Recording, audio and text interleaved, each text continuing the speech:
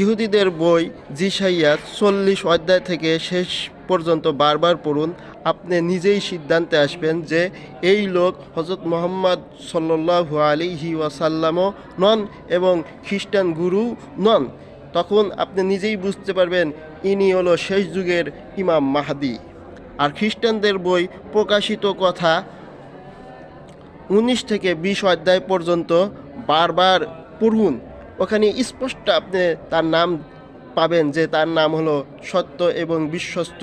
ইংরেজিতেও দেখুন, স্পষ্ট লেখা আছে আল আমিন ইংরেজিতে, যেহেতু আমাদের মুহাম্মদ সাল্লাল্লাহু আলাইহি সাল্লামের নাম ছিল আল আমিন, আর ইমাম মাহদি হবেন আল আমিন, সত্য বিশ্বস্তের প্রতিনিধি। এবং মুহাম্মদ সাল্লাল্লাহু আলাইহি সাল্লামের যে নাম ইমাম মাহাদিরও একই নাম।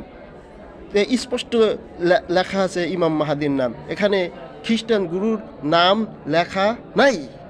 আরও একটু পরেই পড়বেন, ওখানে পড়তে পড়তেই পাবেন যে উনি হজরত ঈসা নবীর ইমাম হবে, স্পষ্টভাবে লেখা আছে।